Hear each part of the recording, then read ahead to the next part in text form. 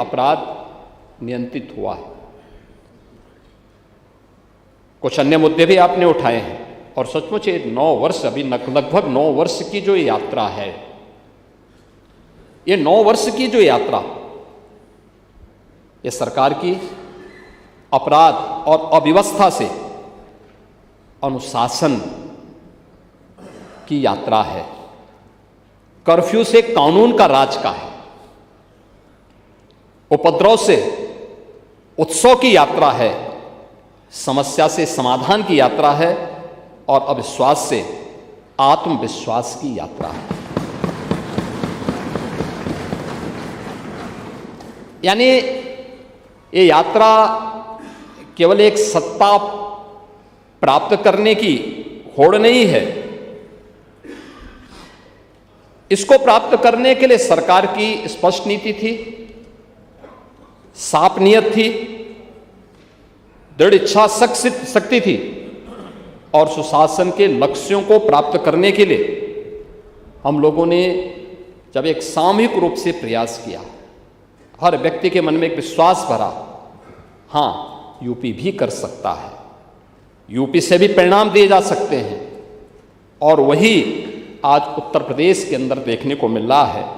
और आज अब यह उत्तर प्रदेश बीमारू राज्य नहीं है,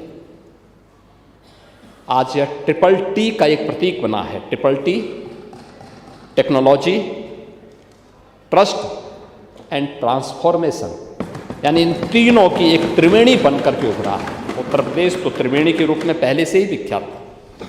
माँ गंगा, माँ यमुना और माँ सरस्वती की त्रिवेणी प्रयागराज में मिलती है। करोड़ों की संख्या में श्रद्धालु जाता है, लेकिन अब यूपी उस त्रिवेणी का, पूरा यूपी उस त्रिवेणी का प्रतीक बना है। और उस त्रिवेणी को बनाने के लिए उत्तर प्रदेश ने जो कार्य किए हैं, पहली बार सदन में प्रदेश का आर्थिक सर्वेक्षण भी प्रस्तुत हुआ है। डंके की चोट पर सरकार ने कहा, हां हमने क्या किया है, हम आर्थिक सर्वेक्षण प्रस्तुत कर रहे हैं। और वित्त मंत्री जी ने सदन में उस आर्थिक सर्वेक्षण को प्रस्तुत किया है। यह आर्थिक सर्वेक्षण विचार से व्यवस्था और व्यवस्था से विकास की इस अभिनव यात्रा का प्रतीक है, जिसको उत्तर प्रदेश की जनता जी रही है, जिसके अनुसार चल रही है, उसको अपने आचरण में होते हुए देख रही है। और यह उस नए युग का उद्घोष है जो वर्षों से तमन्ना थी उत्तर प्रदेश वासी की, कि सबसे बड़ी आबादी वाला राज्य अपनी पहचान के लिए मोहताज हो, उसको शक की निगाहों से देखा जाए। यही तो हुआ था। आप तो पाणी जी प्रदेश सरकार में मंत्री भी थे और इस सदन के माननीय स्पीकर के रूप में भी एक लंबे समय तक आपको कार्य करने का अवसर प्राप्त हुआ था। क्या ये सच नहीं कि उत्तर प्रदेश को उस दौरान शक की निगाहों से देखा जाता था? उत्तर प्रदेश के नौजवानों के सामने पहचान का संकट खड़ा हुआ था। हर केंद्र सरकार की योजनाओं का बॉटलनेक, उनकी सफलता का बॉटलनेक कोई माना जाता था तो वह उत्तर प्रदेश माना जाता था। यानी ये बस गई काम से, यूपी सफल, यूपी विफल, योजना विफल,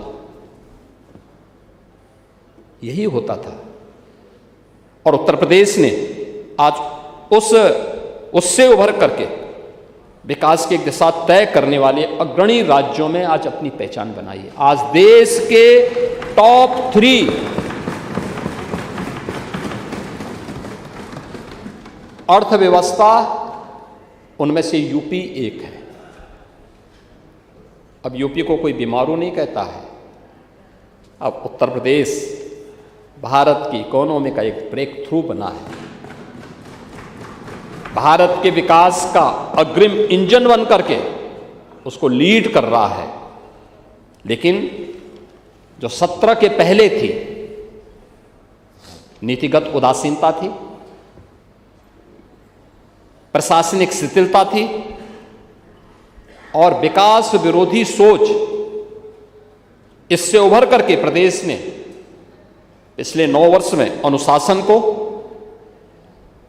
एक सुदृढ़ नेतृत्व को और स्पष्ट शासन दृष्टि के साथ विकास की अपनी एक नई परिभाषा गढ़ी है।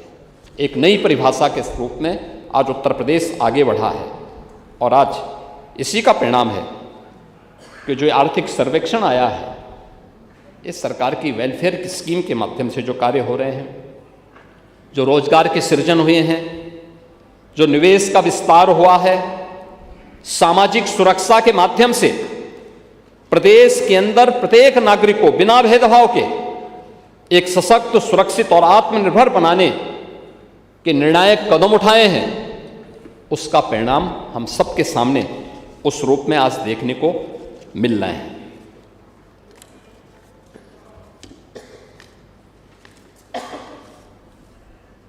महोदय, सत्र के पहले क्या था? यानी उत्तर प्रदेश वैसे खराब नहीं हुआ था। सत्ता के संरक्षण में पल रहे गुंडे माफिया, जो कुछ नाम आपने लिए हैं, कुछ का नाम आप लेने में स्वयं ही संकोच कर लिए, क्योंकि नाम लेते तो हर व्यक्ति स्वयं ही कर लेता। आपने स्वयं ही बोला कि हाँ वो अपराधी था, दुर्दांत अपराधी था। आपकी स्वीकृति के लिए मैं आपका धन्यवाद करता हूं, लेकिन अपराधी अपराधी होता है।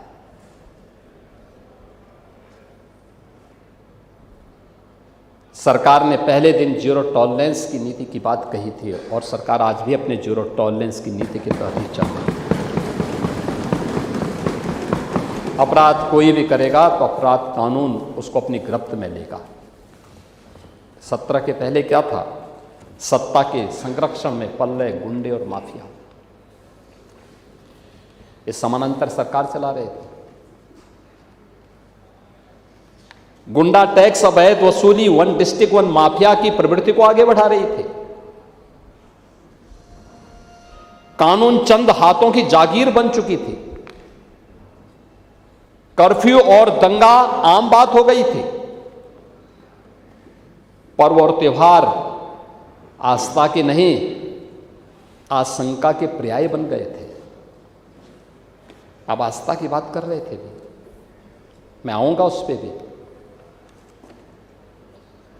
पुलिस का मनोबल टूटा हुआ था, न बेटी सुरक्षित थी और न व्यापारी ही सुरक्षित था। प्रदेश की छवि अराजकता और अस्थिरता का पर्याय थी। और आज उपद्रव नहीं, अब उत्सव प्रदेश है उत्तर प्रदेश, उत्सव प्रदेश। रिकॉर्ड पुलिस भर्तियां, महिला सशक्तिकरण की एक नई पारी, मॉडर्न पुलिसिंग, सुदृढ़ साइबर एवं फॉरेंसिक इंफ्रास्ट्रक्चर। जिस साइबर क्राइम की आप बात कर रहे थे, साइबर अपराध की आप बात कर रहे थे, उस पर भी हम चर्चा करेंगे। त्वरित और आपातकालीन सेवाएं, जो इंटीग्रेटेड हम लोगों ने यहाँ पे सेवाएं दी हैं, उसके बारे में, उसका विस्तार, और अपराध और अपराधियों के प्रति zero tolerance, rule of law, ये आज यूपी के अंदर देखने को मिलता है। सुदृढ़ कानून व्यवस्था ने उत्तर प्रदेश को फेयर जोन से एक फेद चेन में जोन में बदला है। अब भय का वातावरण नहीं है, अब लोगों के मन में आस्था है। हर जनपद में उत्तर प्रदेश का वासी जाता, आपके जनपद में भी जाते हैं आस्था के साथ, अब भयभीत होकर के नहीं जाते। कर्फ्यू कल्चर की जगह जीरो टॉलरेंस कल्चर ने लिया है। अब दंगों की जगह फेस्टिव और टेंपल इकोनॉमी ग्रो कर रही है। कोई सोचता था अयोध्या में करोड़ों लोग आएंगे, प्रयागराज में 2013 के प्रयागराज कुंभ में कुल 12 करोड़ श्रद्धालु आए थे, और इस बार की माघ मेला में ही माघ मेला में ही 21 करोड़ श्रद्धालु आया है। 21 करोड़ श्रद्धालु, ये है चेंज। ये माघ मेला कल्पवासियों का होता था, लेकिन इस माघ मेले में भी इस प्रकार की व्यवस्था, लोगों का एक विश्वास है। ये 17 में से अब तक कोई सांप्रदायिक दंगा नहीं। अब यहां न कर्फ्यू है न दंगा है। अब यूपी में अब उत्तर प्रदेश में महिलाओं का सुरक्षा है, व्यापारियों को भयमुक्त वातावरण है। इन 8 वर्षों में 2,19,000 से अधिक पुलिस भर्ती हुई है। इसमें 20% महिलाओं को अनिवार्य रूप से किया है। यानी अगर उत्तर प्रदेश पुलिस बल में आप देखेंगे 17 के पहले कुल 10,000 महिला पुलिस कार्मिक थी, आज उनकी संख्या 44,000 है। 44,000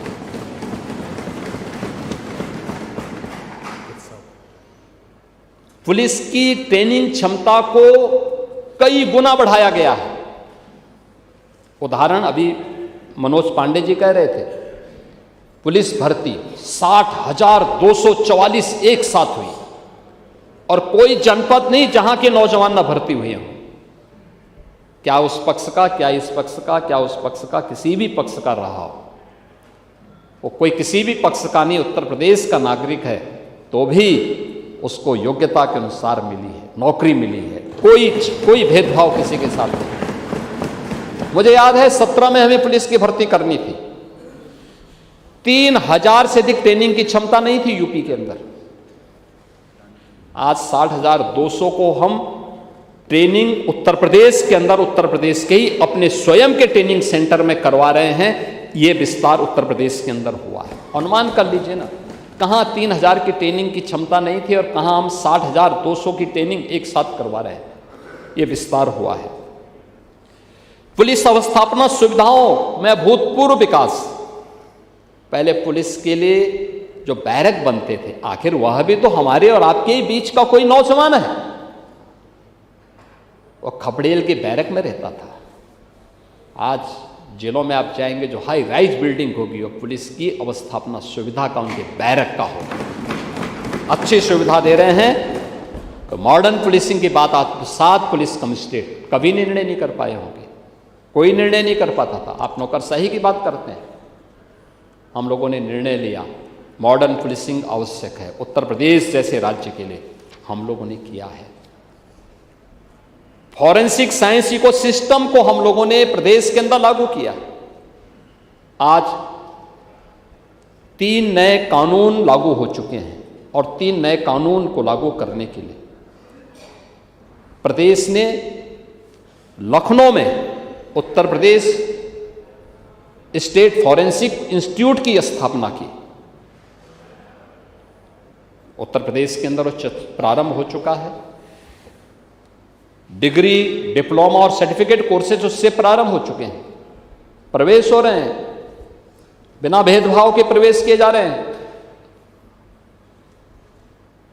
आप साइबर क्राइम की बात कर रहे थे। 2017 के पहले केवल 2 थाने थे, आज सभी 75 जनपदों में एक थाने हैं। हर थाने में एक साइबर हेल्प डेस्क भी है और अब तक हजारों करोड़ रुपए जो साइबर अपराध के अपराधियों के द्वारा ऐंठे जाते थे, उनको वापस कराने और उसको बचाने में भी इस तंत्र ने योगदान दिया है। 3 नए कानून लागू होने के बाद उस हर अपराध में जिसमें 7 वर्ष से अधिक की सजा है, उसमें फॉरेंसिक एविडेंस आवश्यक है। पहले यूपी के अंदर 2 या 3 लैब्स काम करती थी। आज हम लोगों ने 12 ये ग्रेड की लैब बनाई हुई है FSL। 6 निर्माणाधीन हैं। हर जनपद में 2-2 फॉरेंसिक वैन उपलब्ध करवाई गई हैं। एविडेंस प्राप्त हो, अपराधी को सजा दी जा सके। ये एक नई दिशा में किए गए प्रयास हैं। सेफ सिटी, आप मुंबई गए थे, मुंबई में भी भारतीय जनता पार्टी की ही सरकार है। नहीं, अभी भी है। उस चुनाव के दौरान भारतीय जनता पार्टी थी जिस चुनाव की आप बात कर रहे हैं, और भाजपा की ही सरकार है। ये भाजपा ही सुरक्षा दे सकती है। गुजरात में भी भाजपा की ही सरकार है, डबल इंजन की सरकार है ये, इसलिए सुरक्षा दे रही है। और वही सुरक्षा बेटियों को हम भी दे रहे हैं यूपी के अंदर, वही सुरक्षा है। पांडे जी, आप भी अपनी बुढ़िया को एक बार जेवर से लेकर के 12 बजे उनको बोलिए कि आइए आप कहीं किसी दूसरे कोने में चले जाइए। आप तो खैर समाजवादी हैं तो हैं, लेकिन उत्तर प्रदेश में सेफ सिटी के लक्ष्य को 17 नगर निगम समेत गौतम बुद्ध नगर जनपद में हम लोगों ने लागू कर दिया है। हर जिला मुख्यालय में भी सीसीटीवी कैमरे की coverage, integrated command and control centre के माध्यम से उसकी मॉनिटरिंग, ये सभी चीजें आज यूपी के अंदर, और Uttar Pradesh special security force का गठन भी उत्तर प्रदेश में हुआ है। इसके साथ ही पीएसी, जो समाजवादी पार्टी के कालखंड में जिसको एक प्रकार से समाप्त करने की साजिश हो रही थी, हम लोगों ने फिर से उसकी 34 कंपनियों को पुनर्गठित करके उसको जीवित किया है, क्योंकि दंगाइयों की काल है पीएसी। और दंगा समर्थक कोई भी पार्टी पीएसी का समर्थन नहीं करती है। हमने फिर से उसका पुनर्गठन किया है, और पुनर्गठन करने के साथ ही 3 महिला पीएसी का गठन हमारा हो चुका है, 3 और हम करने जा रहे हैं। और 3 जो महिला पीएसी की गठन किए हैं, किनके नाम से किया है? वीरांगना उदा देवी के नाम पे लखनऊ में, वीरांगना झलकारी देवी कोरी के नाम पे गोरखपुर में, वीरांगना अवंतीबाई लोधी के नाम पर बदायूं में, ये गठित हो चुके हैं। 3 नई वाहिनियों का गठन हम लोग करने जा रहे हैं। हम भौचक हैं कि आप लोग जानते हुए भी कैसी उसकी अनदेखी करते हैं और कैसे इन चीजों की बात करते हैं। मैं भौचक था। लोक माता अहिल्याबाई होलकर,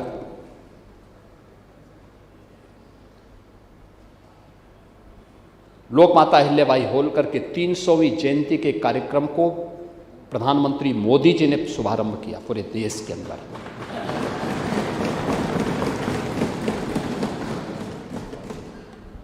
काशी विश्वनाथ धाम में भव्य प्रतिमा प्रधानमंत्री मोदी जी ने लोक माता अहिल्याबाई होलकर की लगाई।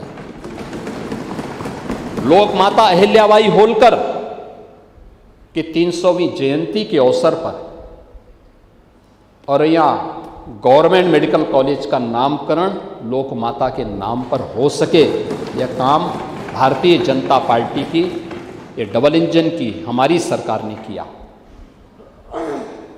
और अगर लोक माता अहिल्याबाई होलकर के नाम पर बने हुए मणिकर्णिका घाट और वहां के शमशान घाट के पुनरुद्धार के कार्यक्रम को आगे बढ़ाया जाता है, तो समाजवादी पार्टी और कांग्रेस उसका विरोध करती है। उसके नाम पर लोक माता को अपमानित करने का काम करती है। और आपको क्या अधिकार है लोक माता के साथ, लोक माता के बारे में इस प्रकार की चर्चा करने का? कौन सा अधिकार समाजवादी पार्टी का? क्या राजूपाल पाल समाज के नहीं थे? क्या उमेश पाल की जो निर्मम हत्या प्रयागराज में हुई थी, क्या वो पाल समाज के नहीं थे? उन माफियाओं को तो अपने गले का हार बना करके समाजवादी पार्टी चलती थी।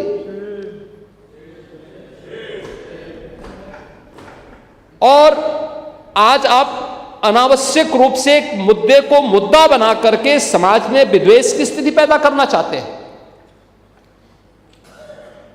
ये शोभा नहीं देती। कानून से मैं भी देखा जाऊंगा जिस कानून से कॉमन मैन देखा जाएगा। मुख्यमंत्री का पद किसी कानून से ऊपर नहीं हो सकता। कोई व्यक्ति किसी कानून से ऊपर नहीं हो सकता। हम भारत के संवैधानिक व्यवस्था से जुड़े हुए लोग हैं, और मेरा मानना है भारत के हर नागरिक को भारत के इस कानून को मानना चाहिए। भारत के अंदर शंकराचार्य की पवित्र परंपरा, जगत गुरु शंकराचार्य ने देश के अंदर 4 कोनों में 4 पीठों की स्थापना की। उत्तर में ज्योतिष पीठ की स्थापना, दक्षिण में श्रृंगेरी, पूर्व में जगन्नाथपुरी, पश्चिम में द्वारिकापुरी। 4 पीठों के 4 वेद हैं, ऋग्वेद, यजुर्वेद, सामवेद और अथर्ववेद। इन सब के अपने मंत्र हैं।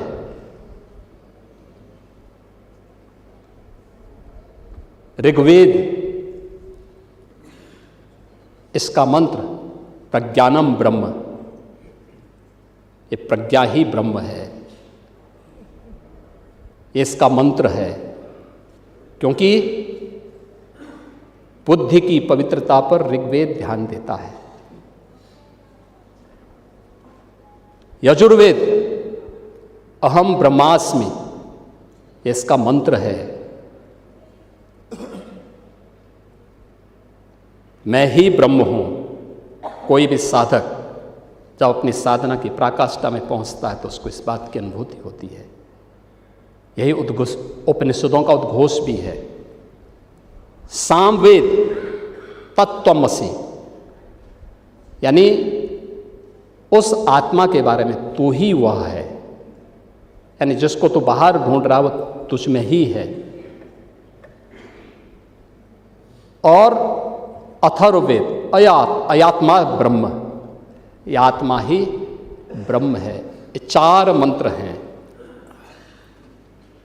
आदि जगत गुरु शंकराचार्य ने अनिवार्य किया है, जिस पीठ के लिए जो योग्य पात्र होगा उसका मंत्र, उसका भाष्य, आज की भाषा में आप कह सकते हैं थीसिस, वह विद्वत परिषद के द्वारा अप्रूव की हुई, उसके द्वारा अविस, और फिर उस परंपरा के द्वारा उसको मान्य किया गया। हर व्यक्ति शंकराचार्य नहीं लिख सकता। हर व्यक्ति हर पीठ के आचार्य के रूप में जाकर के जहां तहां वातावरण खराब नहीं कर सकता। उन मर्यादाओं का पालन सबको करना होगा। और अगर वो शंकराचार्य थे तो क्यों आप लोगों ने लाठीचार्ज किया था वाराणसी में? क्यों FIR लॉन्च किया था? आप नैतिकता की बात करते हैं। 4.5 करोड़ श्रद्धालु जहां पर आए हों, वहां पर जो एग्जिट गेट है, जहां से श्रद्धालु बाहर निकल रहा है स्नान करके, उस द्वार, उस पेंटून से, उस मार्ग से किसी को बाहर निकलने का कोई वो नहीं, क्योंकि उससे अंदर जाने का कोई प्रयास करता है तो एक नए स्टैम्पेड को जन्म देता है, वहां पे नए भगदड़ को जन्म देता है, श्रद्धालुओं के जीवन के साथ खिलवाड़ करता है। एक जिम्मेदार और मर्यादित व्यक्ति कभी इस प्रकार का आचरण नहीं कर सकता, कभी नहीं कर सकता। आपको पूछना है, सपा के लोग पूछें, लेकिन हम लोग मर्यादित लोग हैं, कानून का शासन पर विश्वास करते हैं, कानून का शासन पालन करना भी जानते हैं, पालन करवाना भी जानते हैं, दोनों चीजों को एक साथ लागू करवाना जानते हैं। लेकिन इसके नाम पे गुमराह करना बंद करिए। आप लोग हर एक सेक्टर में गुमराह कर रहे हैं।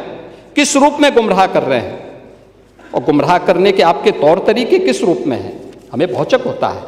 आप लोग सदन की कार्रवाई को भंग करते हैं, यानी SIR की कार्रवाई चल रही है भारत निर्वाचन आयोग के मार्गदर्शन में,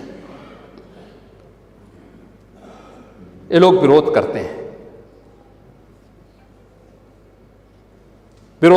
कि SIR की कार्रवाई नहीं होनी चाहिए।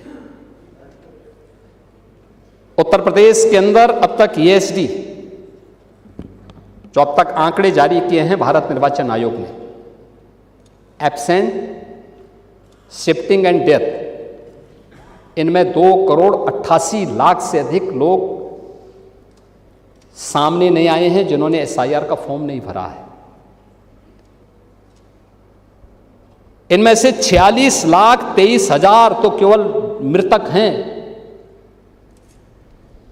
जिनके नाम पे लोग वोट डालते थे। 1,39,00,000 ये वे हैं जो परमानेंटली शिफ्टेड हैं, उनके नाम पे लोग वोट डालते थे। 25,47,000 डुप्लीकेट हैं। लगभग 80 लाख ये एब्सेंट है, यानी इसका मतलब वो है ही नहीं, या उनको जबरदस्ती नाम बना करके बढ़ा करके कर दिया गया, और बाकी कुछ अन्य श्रेणी के हैं। 2,88,00,000 अब तक आए हैं। दूसरा, फॉर्म 7 कोई भी किसी के नाम पे अगर देता है, भारत निर्वाचन आयोग उसका वेरिफिकेशन करा रहा है। अगर कोई फिजिकली प्रस्तुत हो रहा है कि साहब ये फॉर्म 7 गलत है, मैं हूं, तो फॉर्म 7 वहीं पे रिजेक्ट हो रहा है। क्यों वातावरण खराब कर रहे हैं आप लोग? कोई व्यक्ति एक पारदर्शी व्यवस्था चाहता है तो आप लोग पारदर्शी व्यवस्था के समर्थन नहीं करते, अच्छा कार्य नहीं होने देते, ना अच्छा काम किया है ना अच्छा काम करने देंगे। और इसीलिए प्रदेश के अंदर आज जिस ओर हम गए हैं, मैंने बताया ना कि 2013 में कुंभ था और कुंभ में कुल 12 करोड़ श्रद्धालु आए थे, और माघ मेला में 21 करोड़ की संख्या पार हो चुकी है।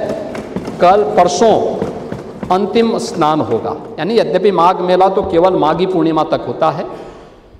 यह है सरकार की सुविधा और सुरक्षा पे विश्वास। आप लोक माता के नाम पर, शंकराचार्य के नाम पर, SIR के नाम पर या किसी अन्य के नाम पर समाज को गुमराह बंद करिए, देश के बारे में सोचिए। महामहिम राज्यपाल जी ने जो अभिभाषण इस सदन में दिया था, सरकार की इन्हीं उपलब्धियों को लेकर के दिया था और भावी कार्य योजना को लेकर के दिया था। अगर आप लोग सुने होते थे, प्रश्न संभवतः मुझसे नहीं करते, लेकिन आपने दिया तो मैंने उसका जवाब देने का भी प्रयास किया है। और इसलिए अध्यक्ष जी, मैं इस मजबूती के साथ कह सकता हूं कि आज का हमारा उत्तर प्रदेश अब पहचान के लिए मोहताज नहीं है।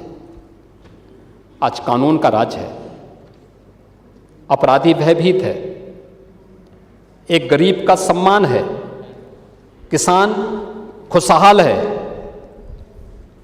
बहन और बेटियों में सुरक्षा का एहसास है, और युवाओं को रोजगार का अवसर प्राप्त हो रहा है। गांव में बिजली है और हर हृदय में एक गौरव की अनुभूति भी है। और यह है आज का उत्तर प्रदेश, जो आधुनिक राम राज्य का एहसास उत्तर प्रदेश के वासियों को कर रहा है। विरासत और विकास साथ साथ चलेंगे। ये जन कल्याण, रोजगार सृजन, निवेश के विस्तार और सामाजिक सुरक्षा के माध्यम से प्रदेश को सशक्त, सुरक्षित और समृद्ध बनाने के लिए प्रतिबद्ध है। और हम लोगों ने तय किया है 2029-30 तक उत्तर प्रदेश की अर्थव्यवस्था को देश की नंबर 1 की अर्थव्यवस्था के रूप में स्थापित करना। उस अभियान को लेकर के हम आगे बढ़े हैं और उसी अभियान के क्रम में यह अभिभाषण माननीय राज्यपाल जी ने इस सदन में प्रस्तुत किया है। मैं एक बार फिर से उन सभी माननीय सदस्यों का जिन्होंने इस पूरी चर्चा में भाग लिया, अपने अमूल्य सुझाव दिए, विचार इस सदन में रखे, सदन की मर्यादा और गरिमा को ध्यान में रख करके उन सभी बातों को रखा है। मैं उन सबको हृदय से धन्यवाद देता हूं। अध्यक्ष जी, आपका भी आभार व्यक्त करता हूं। धन्यवाद। मैं श्री राज्यपाल जी के द्वारा किए अभिभाषण के लिए प्रस्तुत धन्यवाद प्रस्ताव माननीय नेता विरोधी दल की ओर से प्रस्तुत किए गए संशोधन प्रस्ताव को मतदान के लिए प्रस्तुत कर रहा हूँ। प्रश्न ये है कि श्री राज्यपाल के अभिभाषण के संबंध में जो संशोधन प्रस्ताव माननीय नेता विरोधी दल ने प्रस्तुत किए हैं उससे ये सदन सहमत है। जो माननीय सदस्य इसके पक्ष में हो कृपया हाँ कहें, जो माननीय सदस्य इसके विरोध में हो कृपया नहीं कहें। नहीं की संख्या अधिक है, अतः संशोधन प्रस्ताव अस्वीकृत हुए। इसके अतिरिक्त अन्य संशोधन के प्रस्ताव भी जो उपस्थित हुए माने गए हैं अस्वीकृत समझे जाएं। प्रश्न ये है कि यह सदन श्री राज्यपाल के भाषण के लिए जो उन्होंने राज्य विधानमंडल दल के एक साथ संवेद दोनों सदनों के समक्ष दिनांक 9 फरवरी 2026 को दिया था, कृतज्ञतापूर्वक धन्यवाद प्रकट करता है। जो माननीय सदस्य इसके पक्ष में हो कृपया हाँ कहें, तो माननीय सदस्य के विरोध में हो कृपया नहीं कहें। हाँ की संख्या अधिक है, अतः ये प्रस्ताव स्वीकृत हुआ। मत संख्या 26। मेरा निवेदन ये है क्योंकि मेरे को काफ़ी माननीय सदस्यों ने कल और परसों शिवरात्रि का त्यौहार है तो उन्होंने जाने के लिए रिक्वेस्ट करी है समय से, तो इसलिए मैं ये चाहूँगा कि जो संकल्प प्रस्तुत हैं तो मैं नाम ले लूँगा, तो इनको हम आगे की कार्रवाई में किसी समय सम्मिलित कर लेंगे, क्योंकि आज उसके ऊपर चर्चा करना इस कारण संभव नहीं है क्योंकि अधिकांशतः माननीय सदस्यों ने जाना है। तो जो सदस्य उपस्थित होंगे उनका तो मैं कैरी फॉरवर्ड कर दूंगा, जो सदस्य उपस्थित नहीं होंगे मैं उनको ड्रॉप कर दूंगा। मत संख्या 26। विगत सत्र में प्रस्तुतिकरण हेतु लंबित निम्नलिखित संकल्प पर प्रस्ताव प्रस्तुत किए जाने पर चर्चा। डॉक्टर रागिनी, इसको आगे बढ़ा देते हैं, आगे बढ़ा देते हैं, ठीक है। लेकिन निम्नलिखित संकल्पों का प्रस्तुत किया जाए पर चर्चा जो इस अभी लिए गए। श्री मनोज कुमार पारस, इसको आगे बढ़ा देते हैं। श्री अभय सिंह जी, इसको आगे बढ़ाते हैं। श्री मनोज कुमार पांडे जी, इसको आगे। श्री ओपी श्रीवास्तव जी हैं, आगे बढ़ाएं। श्री कमाल अख्तर जी, इसको आगे बढ़ाएं। श्री डॉक्टर संग्राम यादव जी, आगे बढ़ाते हैं। मोहम्मद फ़हीम इरफान जी, आगे बढ़ाते हैं। नहीं है, चलिए। श्री पंकज मलिक, उन्होंने का फ़ोन आया था जो उन्होंने रिक्वेस्ट की थी, आगे बढ़ा देते हैं। स्वामी ओमवेश जी, इसको आगे बढ़ा देते हैं। नियम 103 के अंतर्गत चर्चाधीन प्रस्तावों पर अग्रतर चर्चा, ये जो अभी जो पुराने प्रस्ताव चले आ रहे हैं विगत कई मतलब कुछ सत्रों से, पिछली बार तो मैंने सारे प्रस्ताव लेकर उसके ऊपर चर्चा करा के उसके लिए जो भी आवश्यक कार्रवाई थी करने के निर्देश दिए